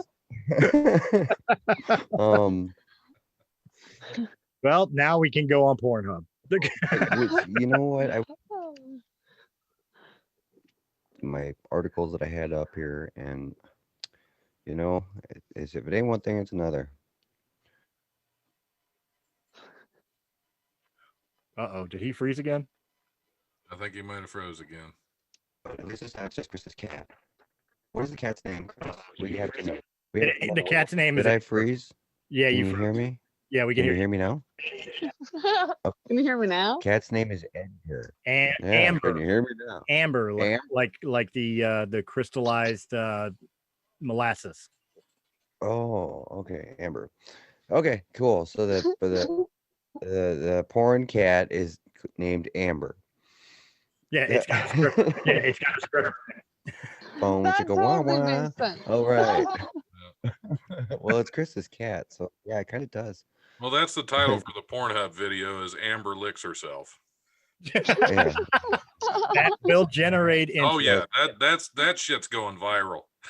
Yeah. Yeah. Oh man, that's so funny. Oh man, I couldn't help but double take at that too Yeah. because it was a So few anyway, minutes. there's the one thing Well, I saw here Oh my God. positive. It proves, Yeah. proves I don't look at my own camera because I had no idea that was going on behind me. No, you didn't know it was behind you. Yeah, it was a good old time. You have to review the video. The air is great. All the world to see. So anyway, volunteers remove 9,200 pounds of trash from one of the dirtiest rivers in the U.S. California. No, an epic cleanup attempt on the weekend. Volunteers dug out more than 9,000 pounds of trash from along the banks of the Tennessee River. Organized by nonprofits, Keep the Tennessee River Beautiful and Johnsonville State Historic Park. The team led another cleanup in October when they collected 4,800 pounds of trash, and there's still more to be cleaned. The team is planning on another event in April and aims to collect 100,000 pounds of trash from the river by the end of the year. 25 volunteers gathered over 3 days to remove a whopping 9,200 pounds of trash. Let's see, 90, yeah, with the help of KTNRB's 25-foot aluminum workboat launching from Pebble Island Marina. I'm not sure what that means. Oh, Keep the Tennessee River Beautiful. That acronym means. Yeah, 3 river miles were adopted by the volunteers who wanted to keep up the work on their own after this weekend. Well, that's pretty good. And they do have some before and after pictures here. That are kind of interesting, where there's a whole bunch of trash, and then afterwards they did a pretty good job. It looks nice.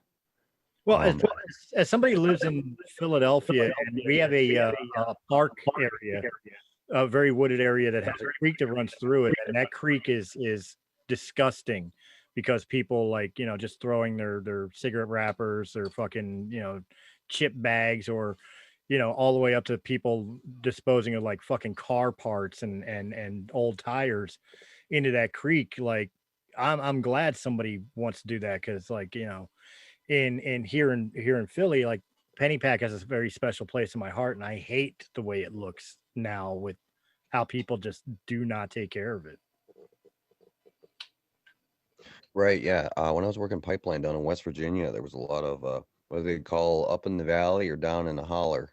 And down in the holler, you'd find old cars, refrigerators, washing machines, all kinds of crap like that, So, and there were some areas where I'd seen they had cleaned up some of that kind of stuff. But it takes an active effort from people in their communities to push these types of events and types of projects forward.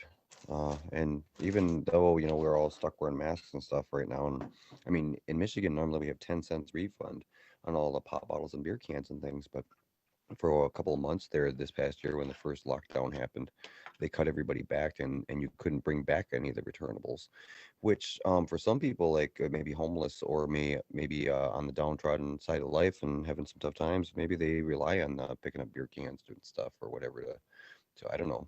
You're not wrong. Insurance. You're definitely not wrong on that because I literally 2 days ago just finally got my new glasses. Like 2 weeks ago, I got the eye exam and all that, and I was waiting for the glasses to come in. Normally, when you get new glasses, you can donate your old glasses. They would take them and use them for people who were like less fortunate that may have the same eye subscription or whatever the case may be. This year, when I picked up my new glasses, I went to give them my old ones, and because of COVID, they won't accept them. They won't take them. I literally had to waste them and throw them away. Right, right. That's a sad thing that everybody's dealing with right now. Because of this COVID thing, everybody's afraid to touch anything that was touched by somebody else. And everybody's all insistent upon wipes. Everybody has got easy wipes and stuff. But it was sad because all right, like during the summertime, I get done working in the kitchen, and sometimes I'll take a bike ride, and I'll bring my backpack with me, and I'll bring headphones and the phone and probably like camera. Sometimes I'll throw a tripod in the backpack, and I'll put the camera on the tripod down by the lake, and I'll watch some birds or something, and things like that. So I usually got a backpack, and I'll throw a garbage bag in there. And if I see pop cans and beer cans littering the beach up here, around the wooded areas by the park or something, I'll grab that stuff and throw it in a bag because it's 10 cents refund. And I've come up with quite a bit of money over the past couple of years doing that, just taking a bike ride early in the morning after work. And so this past year, I didn't really as much. Just I don't know. I think I might get brave again. I might start bringing gloves with me and just doing it that way because I hate to see it. I hate to see the litter and the rubbish everywhere. When I was a kid, I don't know if you guys remember this. There used to be like when I say kid, I mean like teenager age. There used to be like these they like aluminum canned ATMs where you could collect up beer cans and soda cans and stuff like that, crush them up, dump them into these machines, and they would spit out money for you. Like it was it wasn't much. I mean, my grandmother was a big old Milwaukee drinker, and of course, I was 14 years old, so I was drinking a shit ton of like Cokes and Pepsis and all that. We would crush up the cans, put them in trash bags, and until we had like 4 or 5 bags full of crushed cans, we'd take them over to these recycling ATMs, dump them all in, and walk away with 50, 60 fucking dollars. From that stuff. I always thought it was stupid that they got rid of those because I truly believe they helped keep people from littering with this shit, So it's a shame. They should really bring back that program. It was a really good program back in the day. Right, right. Like certain states that do have the refundable pop can, beer can policy, they have machines that are there, so you can feed them in one at a time, and they give you 10 cents a piece. And for people that drink a lot of beer, a lot of times, that's their lifestyle. That's what they do all the time. So they got 30 packs that are lining their walls. Their entire garage is filled because, we haven't been able to take them back in months. Right. But when they finally did, it was like a cash wave. They're like, "Woohoo! I could buy a beer till July or some shit," you know. And it was So, the day of June. well, it only lasted like a month because then they just drank more or whatever. But for me, see, I've always used that as an extra outlet where I got a barrel in the basement, so I'll just take all these beer cans, pop cans, and I'll throw them in there and let them save up for a while. And I got a couple of bags full of cans. I'll bring them in, cash them in, and I'll end up with like $80 or $100 to go towards music equipment. And it's helped me buy some speakers. I'm actually saving some of that beer can money right now towards a piece of podcast equipment. I want to get that Roadcaster like Rutter's got. Right. So yeah. So I don't know. I'm thinking about getting brave again if I get the rubber gloves on there. Well, sure. Why not? We're supposed to be wearing rubber gloves with our masks anyway, aren't we?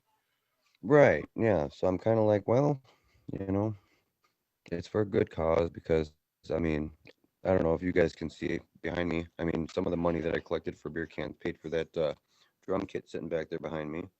Right. And other pieces of equipment. And my buddies come over and we jam out in the basement and stuff. So it's a benefit all around. So As long as it's a band of less than 6 people. Yeah. Oh God, we're not. No. We're not putting together a Dave Matthews type thing here.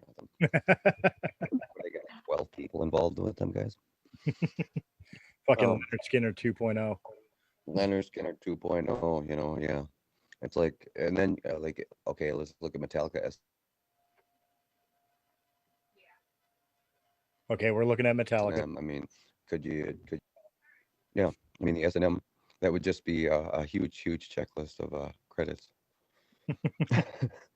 But no, just me and a couple of buddies, 3 or 4 guys.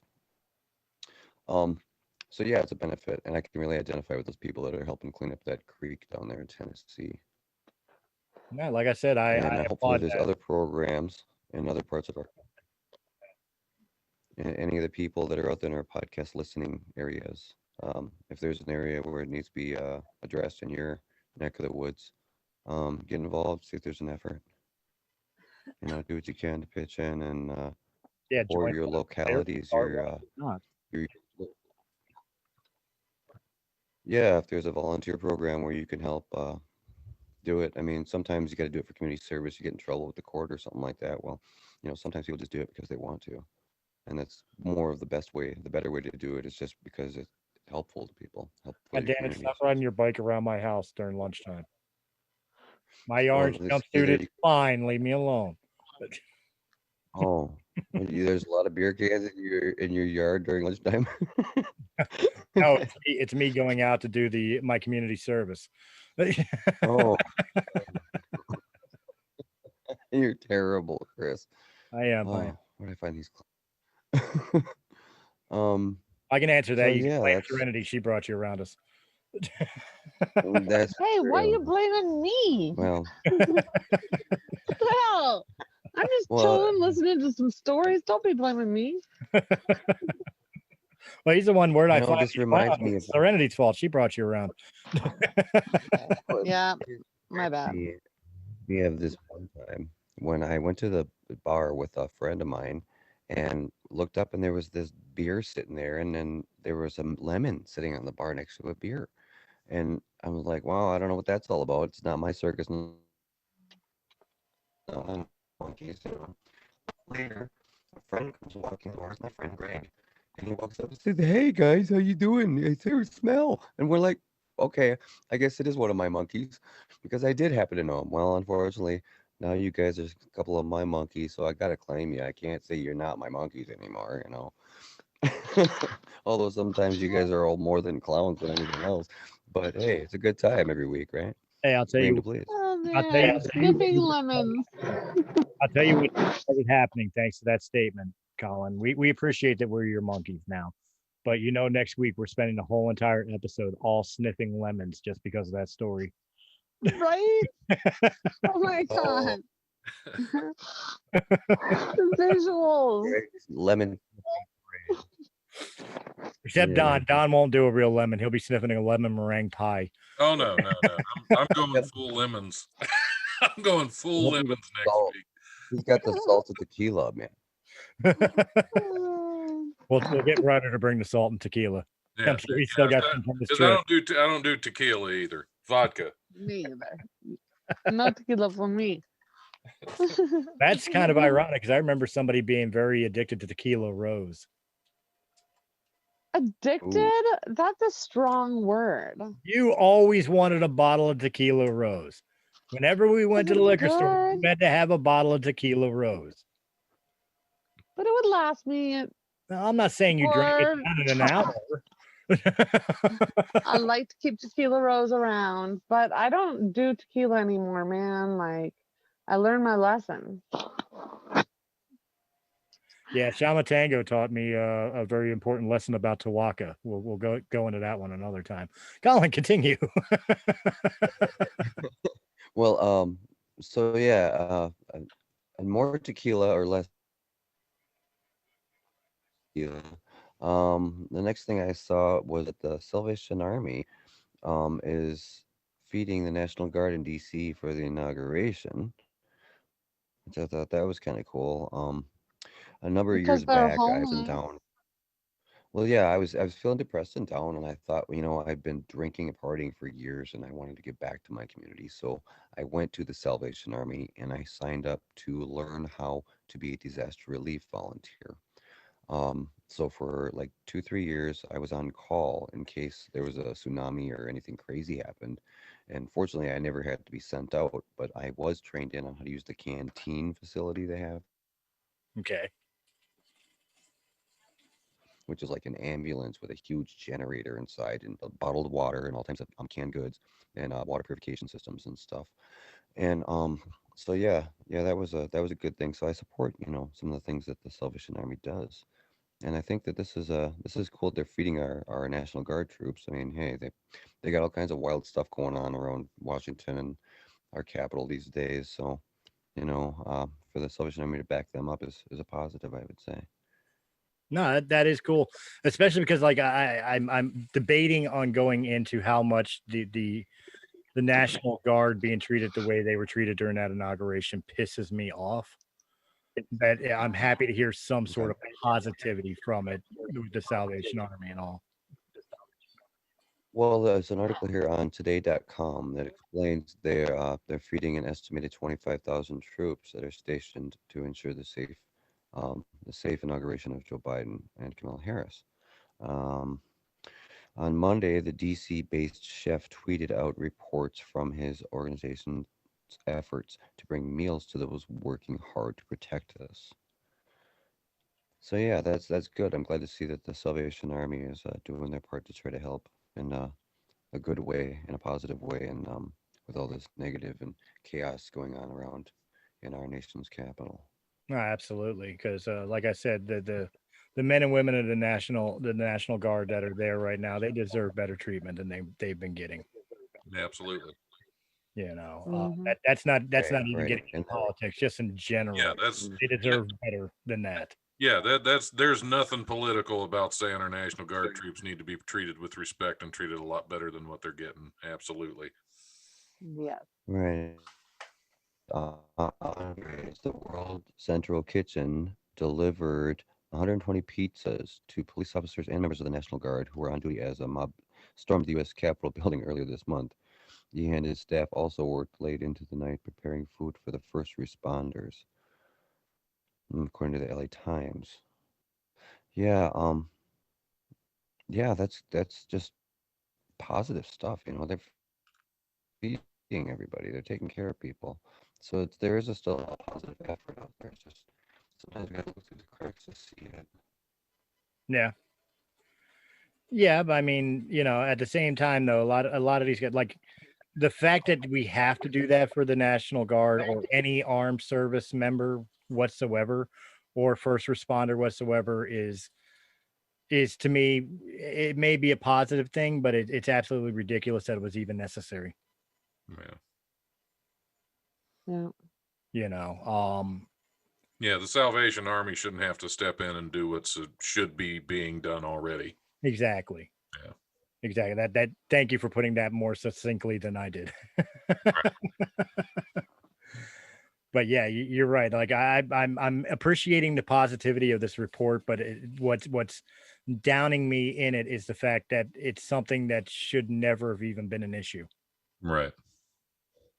Yeah, well, we got to look at the bright side of life because right now there's a lot of depression, a lot of negativity going out there. And got to remind our viewers or our listeners to check with your family and friends.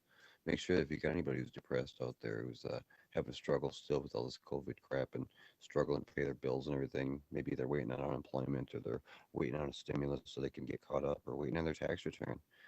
Be encouraging to those around you because we're all in this crap together. And Well, let's go a little further, and then actually, Serenity kind of knows a little bit about this because I accidentally sent her my friend's picture. My friend, whose picture I sent, worked essential worker, worked through this whole entire pandemic and everything else, and has just recently been diagnosed with COVID herself. So not just your friends and family, folks, be nice to the people that work through this shit. Even if they're just a cashier at your local grocery store, have some patience with these people because they worked through the worst of this. Yeah. Right, and the people that work in the public, the people that work in the food industry or in the Walmarts and the Myers and all these big department stores and the grocery stores, the distributors, the Amazon distribution centers, all these people, they are the ones that are still in there. They are still being our front line. Those are the people that are making sure that we get the products that we need so we can still sustain life as normal to some degree. If the supply chain would have stopped, we would all be screwed. So we got to thank those people and be encouraging to those people that are in our lives, even if we don't really know them or think of them or see them. Maybe we only see them once a day when we go and get our pack of cigs at the local store, or you stop and get your coffee every morning or something. You know what? Those people are still doing their job, so that way you can keep going and doing yours. Or Yeah. at least you can get your toilet paper like you need. Exactly. And God forbid, people, you brought up a good point, Colin. God forbid, people, stop hoarding the toilet paper. Stop. Just stop it. COVID Right. had nothing to do with toilet paper. You didn't need 50,000 packages of toilet paper and then screw the old lady who couldn't move as fast as you and now has nothing to wipe her rear end with. Like, come on. Like, I know it sounds like I'm making a joke, but I'm not. Like that behavior during the beginning of this pandemic was just absolutely asinine. I have to That's say that I panicking have people humans. that are coming over to get toilet paper, and all I have is like a big box from HD Supply of like the stuff that you get in like McDonald's or like public restroom. It's not something that you want to use, It's like but I tissue. have people that, yeah, and it's so rough. Like I won't use it. Like I got it and I knew it was the backup, but now it's the backup to everyone, and nobody wants to use it. But I have people that are near and dear to my heart that I love that are wiping with this paper every single day, and it's because I can't even get them toilet paper. And I mean, like, it's not like we're not all Is trying. there still a big problem with this in a lot of places? Because where I am, it's not. I haven't seen it yet. When everything first started, and then when the second wave came around, yeah, everybody was hoarding. Now, I always keep things stocked up, like I always have. So it's I didn't have to run out to the store and hoard a bunch of stuff because I had plenty of everything. Because I always keep myself well stocked in case of something like this. But I had a lot of friends, a lot of close friends, family that couldn't get out and get the stuff. So it's like, yeah, I probably gave more toilet paper away than I Than you used bought. this whole fucking time. No, you're absolutely right. And I Yeah. mean, like during the beginning of this pandemic, not so much in the second wave of it, but during the beginning of this pandemic, I remember going into stores that I normally didn't go to get toilet paper because Yeah. that was not the only place I could find it. Like Yeah. Walmart would be wiped, supermarkets would be wiped. I'm walking into a fucking like, a Dollar General and picking up their shit that's about as bad as what Serenity was just describing, and I'm lucky if I'm able to get 1 4-pack, Yeah. for it and stuff like that because people were just hoarding the shit out of it. I mean, it's not as terrible now. I'm still seeing people coming out of Walmart with like 7, 8 packages of it, but Walmart's still keeping pretty stocked, at least around here. But we've seen cartfuls and a cart full out of Jen's work at Dollar Tree, and with this rumor going around with the might as well call it the third wave of COVID, the UK strand as the new strain. That's I'm imagining we're in for another wave and we're going to see the exact same things where people are just wiping everything out and not giving a fuck about other people getting some too. Yeah, see, I made the joke from the beginning that there's the stuff like that I don't even worry about because I'm a maintenance man. I have keys to janitor's closets from here to Cincinnati. So I'll get toilet paper if I need it. That's it. You know what? If we get shut down for another wave of COVID, I'm not worried about toilet paper. I'll just wipe my ass with the bills that are fucking stacking up that I can't pay anyway. Right. Yeah, right, Chris. We know you've been hoarding all the wrapping paper you saved from Christmas just in case. Goddamn right. And I kept the bows too, because that'll get into the hard to reach areas.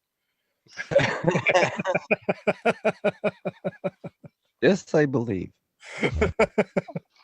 Santa's gonna look very different when I'm done with him.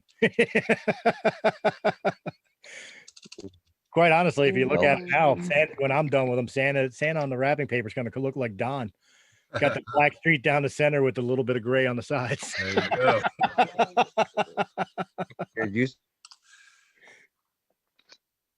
go. Yeah, that's a great way to put it. Don just messaged everybody. Speaking of toilet paper, we need to wrap this shit up. Oh Oh Lord, yeah, we are kind of going overtime on this one, guys.